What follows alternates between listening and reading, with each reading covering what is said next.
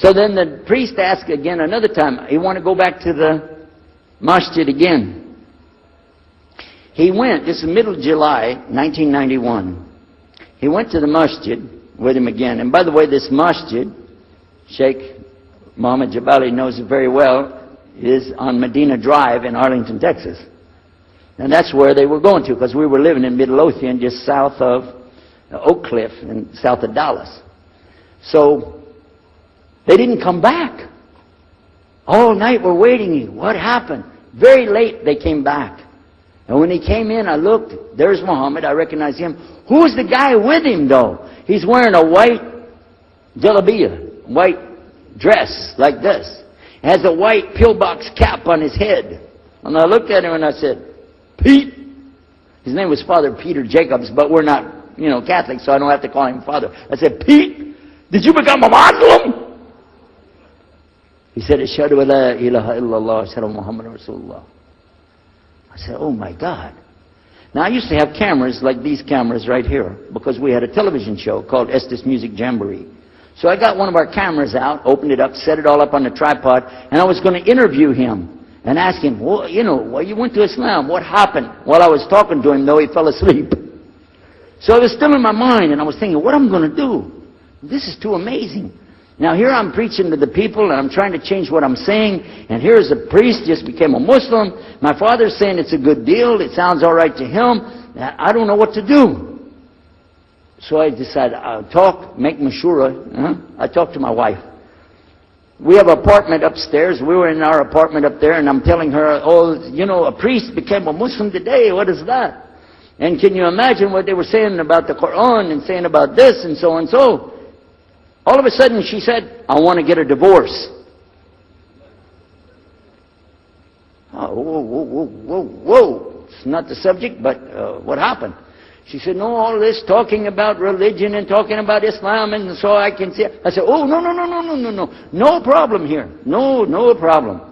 I said, you thought no, I was just observing somebody else. No, I'm not interested. Trust me. I don't want to be with those Muslims. Last thing I want to do is be with a Muslim. No way. Just put your mind at ease. She said, I need a divorce. I said, where are we going with this again? What's the problem with that? What happened? She said, a Muslim can't be married to a Christian. I said, what? No, wait a minute. Hold on. I don't look at me. I'm telling you, I swear, I don't want to be a Muslim. Okay? And even if I did, don't you remember what he said? A Muslim man could be married to a Christian woman. It's not a problem. But I'm not saying I want to. I'm just saying it's not a problem. She said, that is the problem. A Muslim woman can't be married to a Christian man. I want to be a Muslim, so I need a divorce.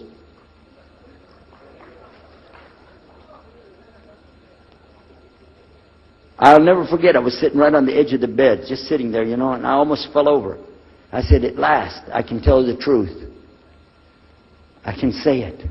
I didn't realize that she liked the idea. I was afraid. I said, okay, the good news is, I too want to be a Muslim.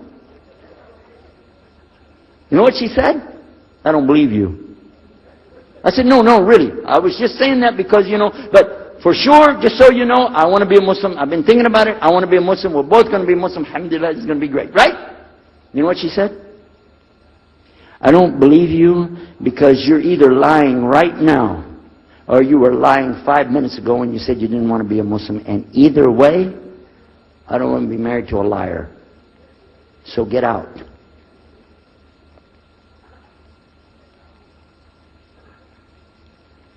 So I started leaving. I'm walking down the stairs of the apartment. I'm down to my father's part. I said, wait a minute. Where am I going to go? This is my father's house. I just got thrown off of my own property. What happened here? So I went to get to Muhammad and I woke him up. I said, come, you and me, we got to talk. Come with me. And we went outside the house and we walked those country roads in Midlothian, Texas, until the time for the dawn, the sun to come up at dawn. And all that time I talked to him about what's it like to be a Muslim, how do you have to believe, what do you have to do. Let me hear all of it now. And no more playing a game. I'm not debating, I just want to know. Just tell me. Just tell me what's Islam. I need to know what I need to do. And he told me everything, and I realized this is it. I got to make a decision. This is a big deal, though. And he told me, okay, this is up to you. You have to go make a choice for yourself. I can't help you. I said, oh my God. So when he was praying Fajr, I decided, I've been watching this man praying this direction with his head on the ground. It's so beautiful to see a man humble himself, put his head on the ground to the Rabbil Alameen. I said, oh my God, let me try that. So I sneaked off somewhere where nobody could see me, illallah. And then I found a place, a board there, you know, and I bowed down on the ground, and I put my head down on the ground on that board there. And by the way, I'm pretty good at speaking, especially in prayers. I used to make so long a prayer, they wouldn't let me say the prayer at Thanksgiving because the food would be cold. Okay? So, but I put my head on the ground, and only these words came. No more words, just this. Oh God, guide me. That's it. And I was thinking, oh, I got to say more than that. Nothing. Oh God, if you're there, guide me. That's it. After a while, I sat up and I looked around. There wasn't any fancy rainbow. It wasn't birds flying around. There was no big signs from above. There was no music, angels, harps, nothing like this. It was just a cloudy day in Texas. But inside, I could realize I had to make some changes. To me, that's what I need to do. There's the problem, it's inside of me. Within a few minutes, it became clear what I needed to do, and I had to develop an idea of how to pull this off. I talked to my wife, I talked to my father, I made a bath, and at 10 o'clock that morning, in Midlothian, Texas, I went in front of this man named Muhammad, and this new man named Yahya, who used to be the priest, and I said, Ashhadu an la ilaha illallah wa ashhadu anna Muhammad Rasulullah. Immediately after that, my wife did her shahada. Ashhadu an la ilaha illallah wa ashhadu anna Muhammad Rasulullah. A few months later, my father did his shahada. Ashhadu an la ilaha illallah wa ashhadu anna Muhammad Rasulullah.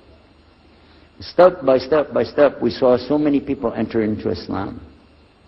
We wanted to tell the whole world what is Islam. We wanted everybody to know the real Islam. I said, how could this escape our knowledge? How could we not know about this great and wonderful thing called Islam?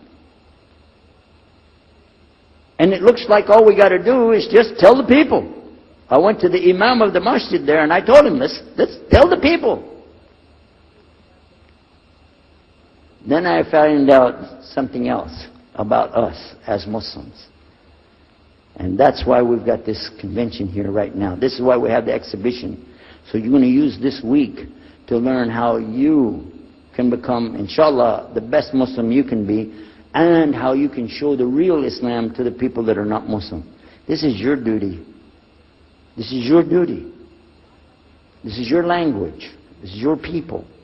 Just as it's my duty to give the message to my people and my language. And so the same way, it's your duty to give the message to your people. Allah will not ask you if they made shahada, but He will ask you if you delivered the message. Alhamdulillah, today, I can tell you with no doubt in my mind, we have seen thousands of people give shahada. Several hundred at a time. And I don't do it through debates. But I don't need to debate any Christian. I was a Christian. I am a Muslim. If you want, I can give you both sides. Easy. Okay? I'll play both parts. I'll be the Christian and tell you this, and then I'll be the Muslim and give the answer. And there won't be any argument. And I've done that so many times. And let me share one story with you before I end. I'm going to leave now. Inshallah. I was telling the brothers today that I was asked to give a talk in a church in Hagerstown, Maryland, just outside of Virginia. This was in 1999. And I went there and I gave a talk in the church on Sunday. Because I know how to address the people. How many years was I a Christian? 50 years? I know what they want to hear. Get them ready, and they said, oh, wow, this is normal preaching. But then when I came to the part, La ilaha illallah, I stayed on La ilaha illallah until they said, yes, that makes sense, it makes sense. There was one old lady that she was saying yes. Afterwards she said, yes, but I just don't want to do it the way you're telling me. Okay? But guess what else happened?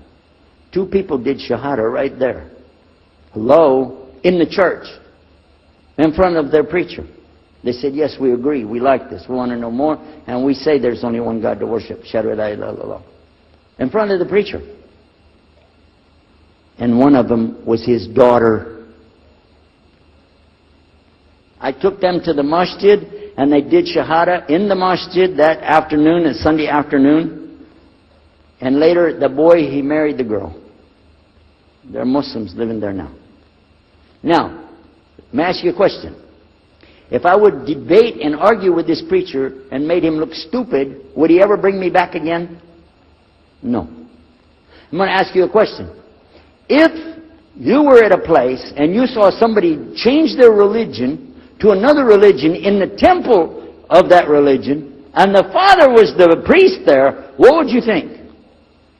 Is that man ever going to call me again? Do you think he'd call me again? 3 months later, he called me again. Come back again. We really enjoyed it so much. I said, how's your daughter doing? I want to remind him, see what he's going to say. He said, well, she's doing fine. She likes Islam. It's very nice and lovely. She treats us so good. You know, we're amazed at her personality. We love you guys. Could you please come back again?